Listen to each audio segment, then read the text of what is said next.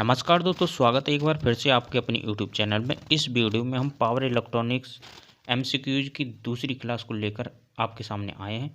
इस वीडियो में हम हीट सिंक मटेरियल किसका यूज किया जाता है, हीट सिंक से थायरिस्टर को कौन सी कंडीशन से प्रोटेक्ट करता है, साथ ही साथ स्नेवर सर्किट क्या होता है, किसके द्वारा बनाया गया जाता है, थायरिस्टर की थर्मल कंडीशन को कौन प्रोटेक्ट करता है, DI/dt प्रोटेक्शन कौन प्रोवाइड करता है और DV/dt प्रोटेक्शन कौन प्रोवाइड करता है। इन सभी क्वेश्चनों के बारे में अच्छे से डिस्कस करेंगे। इस वीडियो के बाद में आपका थायरिस्टर के प्रोटेक्शन से क्वेश्चन सभी के सभी करेक्ट जाने वाले हैं। वीडियो के लास्ट में मैं आपसे एक क्वेश्चन पूछूंगा जिसका आंसर आपको कमेंट बॉक्स में कमेंट करके बताना है, तो वीडियो को लास्ट तक देखिएगा। वीडियो को लाइक और शेयर करने के साथ साथ चैनल पे यदि नए हो तो चैनल को सब्सक्राइब करके ज़रूर जाइएगा, क्योंकि हम इसी प्रकार की कंटेंट आपका लाते रहते हैं। तो चलिए हम यहाँ पर देखते हैं। पहला क्वेश्चन आपका है, how can we protect SCR from thermal condition. Question कह रहा है SCR को थर्मल कंडीशन से प्रोटेक्ट करने के लिए हम किसका यूज करेंगे। पहला ऑप्शन है use of snubber circuit, B option है यूजिंग हीट सिंक और सी ऑप्शन है using circuit breaker and fuses और डी ऑप्शन है यूजिंग इक्वलाइजिंग सर्किट। देखो यहाँ पर SCR को थर्मल कंडीशन से प्रोटेक्ट करने के लिए हम हीट सिंक का यूज करते हैं। अब बात आ गई, हीट सिंक किसकी बनी हुई होती है, एल्यूमिनियम की बनी हुई होती है। ठीक है, दो क्वेश्चन मिले आपको। थर्मल कंडीशन से कौन प्रोटेक्ट करता है, हीट सिंक, और हीट सिंक किसकी बनी हुई होती है, एल्यूमिनियम की। अब इसका एक्सप्लेनेशन आप देख सकते हैं। Excess amount of heat can be dissipated quickly by mounting the SCR on a heat sink. देखो, जितनी भी SCR पर जो बढ़ी हुई हीट का अमाउंट होता है उसको हम क्विकली किससे डेसिपेट कर सकते हैं, हीट सिंक से डेसिपेटेड कर सकते हैं। चलिए दोस्तों, अब हम चलते हैं इसके दूसरे क्वेश्चन की तरफ। क्वेश्चन दूसरा है, which of the following is used in heat sink. इन्होंने कहा किसका यूज हम हीट सिंक की तरह करते हैं। तो पहला ऑप्शन आयरन, एल्यूमिनियम, कार्बन और सिल्वर। मैंने आपको अभी बताया था कि हीट सिंक किससे प्रोटेक्ट कर रही थी, थर्मल कंडीशन से, और इसमें किसका यूज करते हैं हम, एल्यूमिनियम का यूज करते हैं। तो आपका बी ऑप्शन राइट आंसर हो जाएगा। दोस्तों क्वेश्चन बहुत ही अच्छे हैं, तो वीडियो को लास्ट तक जरूर देखिएगा। आपको SCR की प्रोटेक्शन से रिलेटेड सभी क्वेश्चन यहाँ पर मैंने आपसे के साथ में डिस्कस किए हैं। अब हम चलते हैं इसके एक्सप्लेनेशन की तरफ। Aluminium is good conductor of heat. ध्यान रखेंगे, एल्यूमिनियम को हम हीट सिंक के लिए क्यों यूज करते हैं, क्योंकि क्या ये गुड कंडक्टर है हीट का। Silver is the best conductor of heat, but it is not use due to its high cost. ध्यान रखेंगे, एग्जामिनर पूछ सकता है एल्यूमिनियम को क्यों यूज करते हैं, क्योंकि ये गुड कंडक्टर है हीट का। सिल्वर को क्यों यूज नहीं करते हैं, क्योंकि देखो ये बेस्ट कंडक्टर तो है लेकिन इसको यूज नहीं करते हैं, इसकी हाई कॉस्ट की वजह से इसको यूज नहीं कर सकते हैं। तो चलिए दोस्तों, अब हम चलते हैं क्वेश्चन नंबर तीसरे की तरफ। क्वेश्चन नंबर थर्ड है हमारा, material used in heat sink should have. अभी तक हमने आपको बताया था हीट सिंक किससे कर रहा था, थर्मल कंडीशन से प्रोटेक्ट कर रहा था। किसकी बनी हुई होती है हीट सिंक, एल्यूमिनियम की बनी हुई होती है। दो क्वेश्चन। अब आ गया क्वेश्चन कि हीट सिंक की क्या क्या प्रॉपर्टी होनी चाहिए। तो हीट सिंक में आपकी हाई थर्मल कंडक्टिविटी होनी चाहिए, लार्ज सरफेस एरिया होना चाहिए, हाई मेल्टिंग पॉइंट होना चाहिए। तो ये जितनी भी कंडीशन है ये सभी कंडीशन किस में होनी चाहिए, हीट सिंक में होनी चाहिए। तो आप ध्यान में रखेंगे, हीट सिंक एल्यूमिनियम की बननी होती है, थर्मल कंडीशन से प्रोटेक्ट करती है। क्या क्या प्रॉपर्टी होनी चाहिए, high thermal conductivity, large surface area और हाई मेल्टिंग पॉइंट। ये सभी प्रॉपर्टी आपकी हीट सिंक में होनी चाहिए। A heat sink material should have all these characteristic to radiate heat efficiently and quickly। जितनी भी ये जो प्रॉपर्टी हैं एक हीट सिंक में होनी चाहिए। क्यों, क्योंकि जो है हीट को एफिशिएंटली और क्विकली रेडिएट करने के लिए। तो दोस्तों अब चलते हैं हम अपने चौथे क्वेश्चन की तरफ। देखो क्वेश्चन बहुत ही मोस्ट इम्पोर्टेंट है, वीडियो को लास्ट तक जरूर देखिएगा क्योंकि बहुत ही मोस्ट इम्पोर्टेंट वीडियो होने वाली है आने वाले ये एग्जाम के लिए। What is used to protect a thyristor from high D I upon D T. मैंने आपको बताया था शुरुआत में वीडियो को कि D I upon D T से कौन प्रोटेक्ट करता है, तो आपको ध्यान रखना है high D I upon D T से प्रोटेक्ट करता है आपका इंडक्टर। कौन प्रोटेक्ट करता है, सी ऑप्शन आपका राइट आंसर हो जाएगा दोस्तों। थायरिस्टर को D I high D I upon D T protect करने के लिए कौन यूज किया जाता है, इंडक्टर यूज किया जाता है। Inductor does not allow sudden change in current through it, यानी कि अपने अंदर से वो करंट में सडन चेंज को अलाउ नहीं करता इंडक्टर। तो high D I upon D T से कौन प्रोटेक्ट करता है, इंडक्टर। तो जो दोस्तों अब हम चलते हैं क्वेश्चन नंबर 5 की तरफ। क्वेश्चन नंबर 5 है which of the following is use, colour change कर लेते हैं थोड़ा पेन का। Which of the following is use in S C R to protect from D V upon D T. देखो अभी तक हम पढ़े थे D I upon D T से कौन प्रोटेक्ट कर रहा था, ठीक है, कौन प्रोटेक्ट कर रहा था, इंडक्टर। लेकिन जब D V upon D T की प्रोटेक्शन की बात आ जाएगी तो कौन सा प्रोटेक्ट कर रहा है, तो पहला option inverter circuit, B option fuse और सी ऑप्शन इक्वलाइजिंग सर्किट और डी ऑप्शन सर्किट ब्रेकर। तो high D V upon D T से प्रोटेक्ट करने के लिए एस सी आर को हम इनवर्टर सर्किट का यूज करते हैं। तो दोस्तों ए आंसर आपका करेक्ट हो जाएगा। अब ये इनवर्टर सर्किट किससे बनता है, एक कैपेसिटर और इसके सीरीज में एक रेजिस्टर, इसको मिला करके क्या बनता है, ये इनवर्टर सर्किट हो गया। अब इस पूरे कॉम्बिनेशन को हम क्या करते हैं, एस सी आर के पैरेलल में लगा देते हैं। तो आपको ध्यान में रखना है एक कैपेसिटर और एक रेजिस्टर से मिलकर बनता है हमारा इनवर्टर सर्किट। ये क्या कहलाएगा, इनवर्टर सर्किट कहलाएगा। और ये किस में यूज किया जाता है, D V by D T के अगेंस्ट प्रोटेक्शन के लिए यूज किया जाता है, एस सी आर की प्रोटेक्शन के लिए। तो ध्यान रखना है ए ऑप्शन आपका राइट आंसर हो जाएगा दोस्तों। High D V upon D T के अगेंस्ट प्रोटेक्शन के लिए एस सी आर के साथ में किसको यूज करते हैं, इनवर्टर सर्किट को। पढ़ लेते हैं capacitor in series with resistor is called inverter circuit. तो मैंने आपको शुरुआत में बताया था इनवर्टर सर्किट किससे मिलकर बना होता है, तो यहाँ पर इसका आंसर मिल गया आपको, कैपेसिटर सीरीज विद रजिस्टर, इसके साथ में रजिस्टर के साथ में कैपेसिटर को सीरीज में जोड़ने से इनवर्टर सर्किट बनता है। इनवर्टर सर्किट किसके अगेंस्ट प्रोटेक्शन देता है, D V upon D T के। अब ध्यान रखेंगे does not allow sudden change in D V upon D D. तो आई होप आपको ये क्वेश्चन क्लियर हो गया होगा। छठा क्वेश्चन है हमारा, क्वेश्चन नंबर 6 है what happen due to high D V upon D T. अभी हमने बताया था high D V upon D I upon D T से कौन प्रोटेक्ट कर रहा था, इंडक्टर, ठीक है, और D V upon D T के अगेंस्ट प्रोटेक्शन दे रहा था इनवर्टर सर्किट। अब इसने ये कहा है क्वेश्चन में कि मान लीजिए हमारा high D I upon D T हो जाए तो इससे क्या क्या होगा, इससे क्या होगा, इससे जो हो जाएगा लोकल हॉट स्पॉट बन जाएंगे। बी ऑप्शन आपका राइट आंसर हो जाएगा दोस्तों कि जब कभी भी high D I upon D T S C R में हो जाए तो इसके कारण लोकल हॉट स्पॉट हो जाएंगे। तो इसके अगेंस्ट प्रोटेक्शन के लिए हम क्या यूज करते हैं, इंडक्टर को हम सीरीज में यूज करते हैं, एस सी आर के सीरीज में। ध्यान रखेंगे इंडक्टर यूज करते हैं high D I upon D T protection provide करने के लिए। High D I upon D T causes localised heat generation. तो आपसे क्वेश्चन पूछ सकता है एग्जामिनर, लोकलाइज हीट जनरेटर का कॉजेस क्या है, high D I upon D T.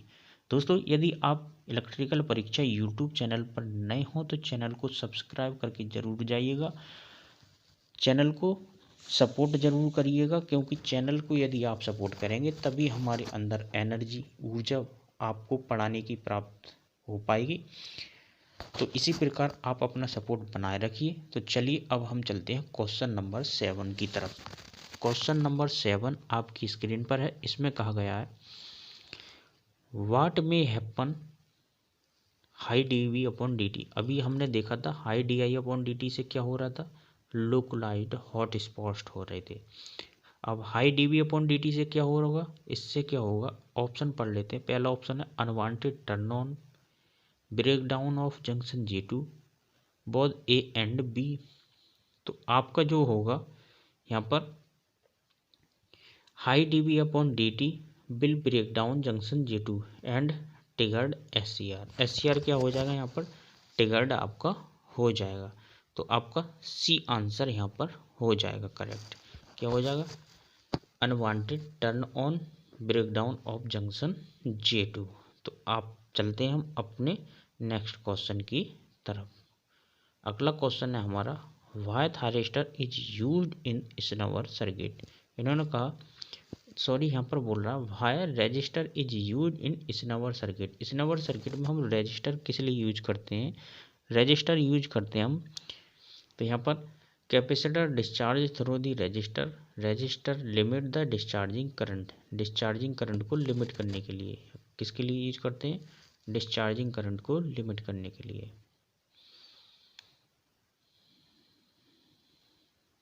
Question number 9 है हमारा, snubber circuit is used with SCR। इसने कहा है जो स्नवर सर्किट हम यूज करते हैं SCR के साथ में, वो कैसे यूज करते हैं।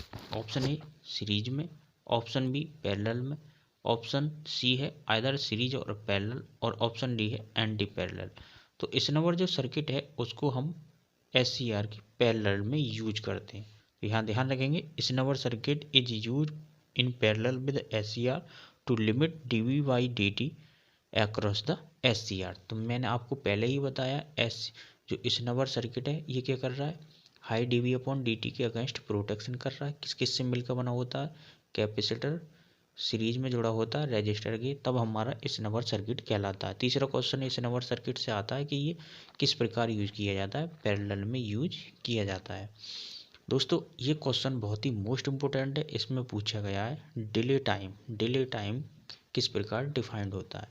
Delay time is defined by interval when gate current is increased from 90% to 100% of its final value, anode current reaches 10% from forward leakage current, anode voltage drop from 100% to 90% of its actual value, all of the above। तो देखो मैं आपको बता देता हूँ, delay time वो time है जिसमें गेट करंट जो होती है अपनी 90% से 100% अपने फाइनल वैल्यू की 90% से 100% तक पहुँच जाती है। जबकि इसी टाइम में, डिले टाइम में, जो एनोड करंट होती है वो फॉरवर्ड लीकेज करंट से 10% पहुँच जाती है। और इसी टाइम में वोल्टेज जो एनोड वोल्टेज होती है वो 100% से अपनी एक्चुअल वैल्यू की 90% तक पहुंच जाती है। तो ऑल ऑफ दीज यहाँ पर आंसर हो जाएगा। यहाँ पर पढ़ लेते हैं इसको, इसकी एक्सप्लेनेशन में क्या क्या दे रखा है। Delay time is the interval between which gate current rises from 90% to 100% of its final value. At the same time, anode forward leakage current rises to 10% of its final value, as well as anode forward voltage fall 90% of its initial value। तो ध्यान रखेंगे जो anode voltage है वो initial value का 90% तक fall हो रही है, जबकि यहाँ पर एनोड करंट जो है वो अपनी फाइनल वैल्यू का 10% यहाँ पर राइज हो रही है। और जो हमारी गेट करंट है वो 90% से 100% इंक्रीज हो रही है अपनी फाइनल वैल्यू का। तो ध्यान रखेंगे ये क्वेश्चन बहुत ही मोस्ट इम्पोर्टेंट है, कभी भी एग्जाम में आ सकता है। तो चलिए अब चलते हैं हम अगले क्वेश्चन की तरफ। इसमें कहा गया है thyristor can be protected from over voltage by using. इसने कहा है ओवर वोल्टेज के अगेंस्ट प्रोटेक्शन के लिए हम किसका यूज करते हैं थायरिस्टर में। तो ध्यान रखेंगे जो हमारा वोल्टेज क्लम्पिंग डिवाइस होंगे उन सभी को हम क्या करते हैं ओवर वोल्टेज के अगेंस्ट प्रोटेक्शन के लिए यूज करते हैं। तो voltage clamping device A option correct answer हो जाएगा।